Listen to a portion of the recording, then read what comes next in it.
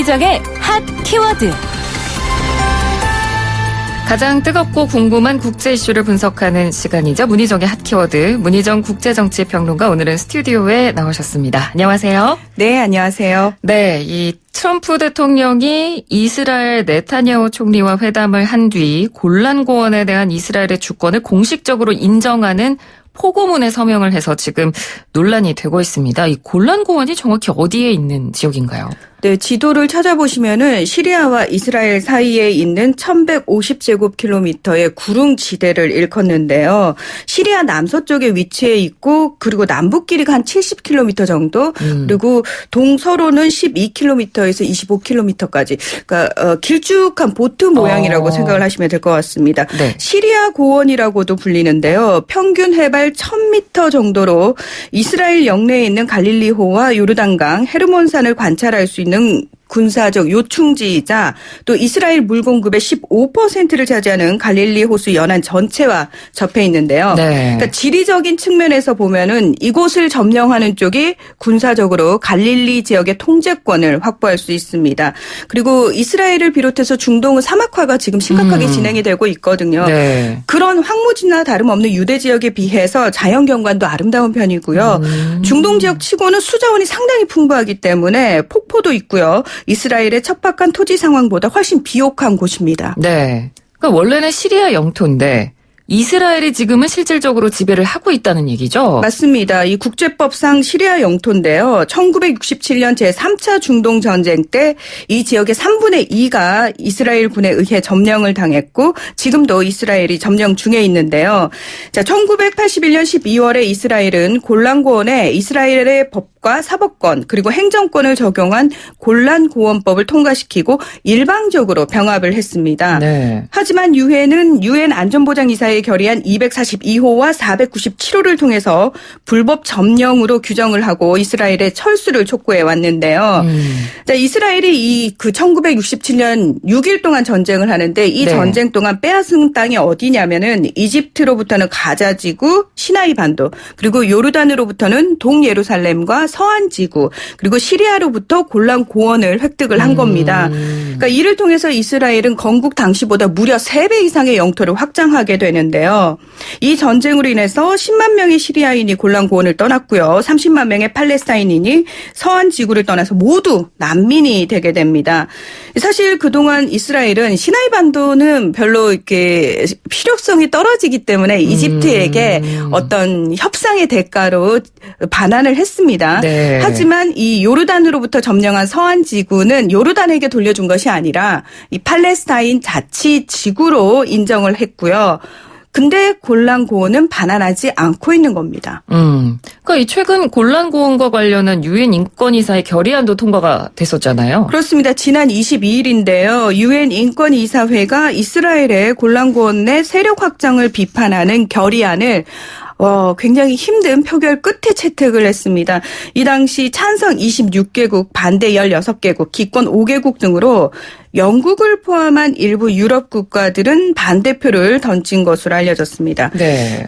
참고로 미국은요, 인권이사회가 이스라엘을 편향적으로 비판한다면서 지난해 인권이사회를 탈퇴했는데요. 네. 이것뿐만 아니라 반이스라엘적이다라고 본인들이 규정 지은 국제기구는 다 탈퇴를 하고 있는 그런 상황입니다. 자, 이 결의안은요, 이슬람협력기구를 대표해서 파키스탄이 제출을 했는데요. 내용이 이겁니다. 이스라엘의 골란고원 정착촌 건설과 또 골란고원에 거주하고 있는 시리아인들에게 이스라엘 시민권을 강요하는 행위를 중단할 것을 촉구하는 내용을 담고 있습니다. 네. 현재 골란고원에는 수십 개의 유대인 정착촌에서 이스라엘인 10만 명 정도와 그리고 마젤 샴스 지역이라는 곳에 시리아인 2만 7천 명 정도가 살고 있는 것으로 알려졌습니다. 네. 그러니까 여전히 분쟁 지역입니다. 그런데 트럼프 대통령이 여기가 이스라엘의 영토라고 공식적으로 네. 인정을 해준 거잖아요. 근데 이게 되게 웃기지 않나요? 미국이 인정해주면은 그 인정이 나라가 되는 건가요? 그러니까요. 예. 자, 네. 중동 분쟁의 오랜 사안인 골란고원을 시리아로 반환해야 한다는 주장 끊임없이 제기돼 왔거든요. 네. 하지만 이스라엘은 자국 안보와 또 국내 여론 때문에 반환을 완전히 거부하면서 실효적인 지배를 굳혀온 거였는데요. 사실 미국은 그동안 골란고원에 대해서 유엔과 같은 입장이었습니다. 하지만 트럼프 대통령이 지난 21일 트위터를 통해서 지난 52년 동안의 외교 정책을 바꿀 때가 됐다며 이스라엘의 골란고원 영유권 인정 의사를 밝혔는데요. 이어 25일 네타냐후 총리와의 회담 후에 이스라엘이 스스로를 방어할 수 있는 능력을 증진시키고 강력한 국가 안보를 갖기 위해서 역사적인 조치를 취하고 있다면서 포고문에 서명을 한 겁니다. 그 굉장히 일방적인 행보를 보이고 있는 거잖아요. 네. 이에 대해서 국제사회는 당연히 비판적으로 바라볼 것 같은데요. 당연합니다. 그리고 시리아 내에서도 지금 곳곳에서 시위가 네. 벌어지고 있는데요. 당사국인 시리아 외교부는 세계 법 질서를 최고 수준으로 경멸하는 행위라면서 트럼프 정부가 아랍 세계의 주적임을 증명해 보였다라면서 강도 높게 비판했는데요.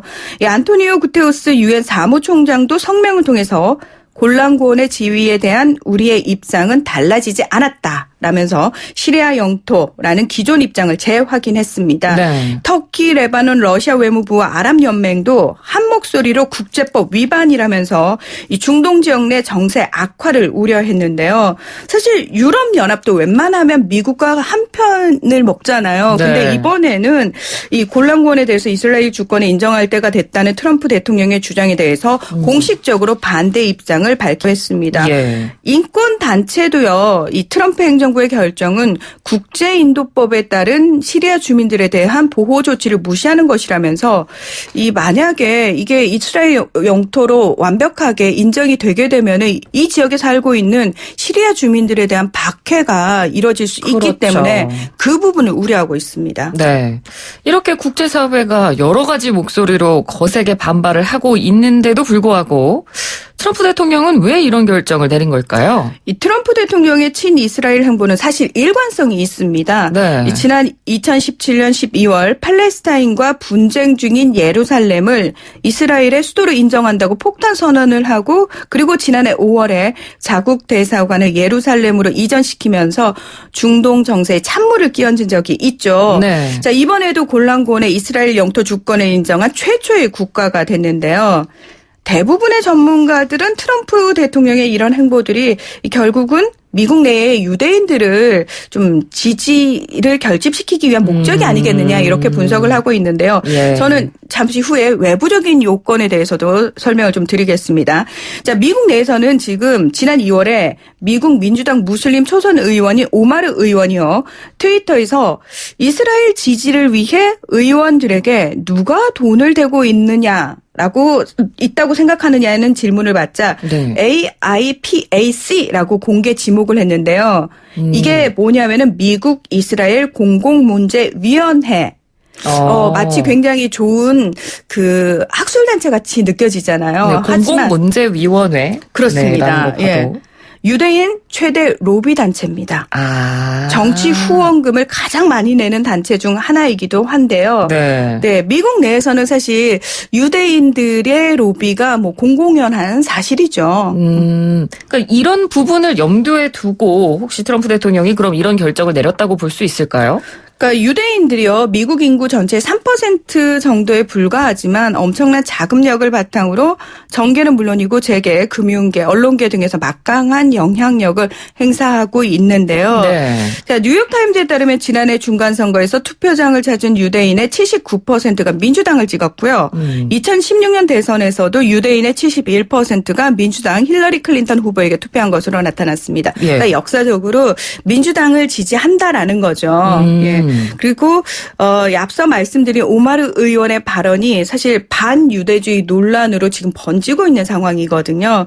이 틈을 타서 트럼프 행정부 관리들도 24일부터 열리고 있는 미국 이스라엘 공공정책위원회 정책 컨퍼런스에 총출동해서 민주당을 반유대주의 집단이라고 선동을 하고 있습니다. 네. 이스라엘의 유력 일간지 하레츠는 트럼프의 진정한 목표는 유대인 투표에서 승리하는 것이 아니다.